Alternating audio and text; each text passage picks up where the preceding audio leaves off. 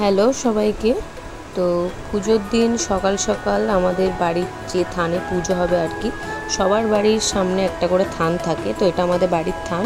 তো এই থানে পুজো হবে, তাই জন্য একটু আলপনা দিয়ে এসেছিলাম এবং বাড়ির ভিতরেও ওখানে একটা আলপনা দিয়েছিলাম। তো আলপনাটা কেমন হচ্ছে সেটা তো অবশ্যই বলবে। আর আজকেও পুজোর অনেক নিয়ম আছে, সেগুলোও চলো তোমাদের বলি। আমরা এখন যাচ্ছি, আগে নিয়মটা বলে দিই যে এই গ্রামের একটা নিয়ম আছে। এই গ্রামটার নাম হচ্ছে মন্তেশ্বর। এই গ্রামের সব থেকে বড় পুজো হচ্ছে এই পুজোটা, চামুন্ডা পুজো। এই গ্রামে দুর্গা পুজো হয় না, আমাদের ওদিকে যেরকম দুর্গা পুজো হচ্ছে সব থেকে বড় উৎসব, কিন্তু এই গ্রামে হচ্ছে দুর্গা পুজো হয় না, চামুন্ডা মায়ের পুজো হয়। তো সেই চামুন্ডা মায়ের পুজোতে অনেক নিয়ম আছে এখানে।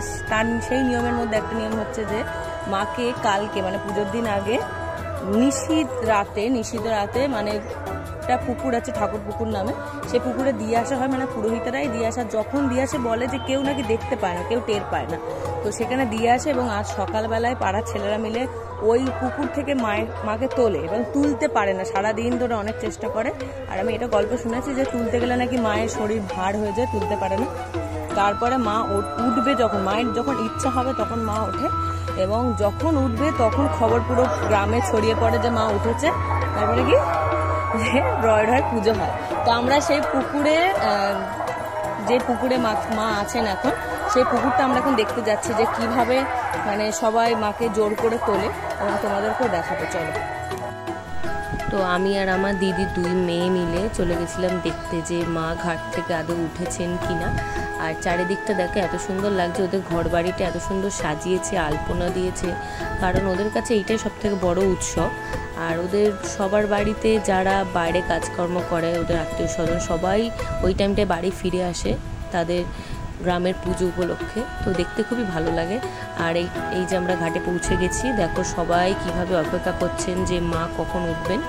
তো দুঃখের বিষয় এটাই যে অনেক দূরে মানে মাকে দেখা যাচ্ছিল না, মানে ছেলেরা মাকে তোলার চেষ্টা করতে করতে ঘাটের অনেকটা ওপারে চলে গেছিলো, তো দেখা যাচ্ছিল না। যতটা সম্ভব আমি জুম করে দেখানোর চেষ্টা করছিলাম আর কি, তো ভালো করে দেখা যাচ্ছিল না। সেই দুঃখে আমি বাড়ি ফিরে যাচ্ছিলাম যে আমিও ঠিকমতো দেখতে পারিনি, তোমাদেরকেও দেখাতে পারলাম না এটা ভেবে। আর দেখো ওখানে এত মাইক লাগিয়েছে, মানে আমি আর তোমাদেরকে আওয়াজটা শোনানোর আর ক্ষমতায় কুলায়নি। তো তারপরে হঠাৎ যেতে যেতে আমি এক সাইড থেকে দেখতে পাই যে মাকে এদিক থেকে একটু দেখা যাচ্ছে, তার জন্য আবার চলে যাই, একটু জুম করে হলেও তোমাদেরকে দেখাবো বলেছি যখন একটু দেখাতে। তো দেখো পাড়ার ছেলেরা মাকে তোলার অনেক চেষ্টা করছিল, যেহেতু বেলা হয়ে গেছিলো আর পুজো হতেও অনেক দেরি হয়ে যাবে, তাই জন্য আজকে পুজো হতে মনে হচ্ছে সন্ধ্যা হয়ে যাবে, কারণ এখনও ঠাকুর ওঠেননি। এখন 3টে মতো বাজে, এখনও ঠাকুর ওঠেনি, মানে উঠতে উঠতে আর সব পরপর মানে সব থানে পুজো হতে হতে আমাদের এই অবধি আস্তে আস্তে সে বিকাল সন্ধ্যা হয়ে যাবে।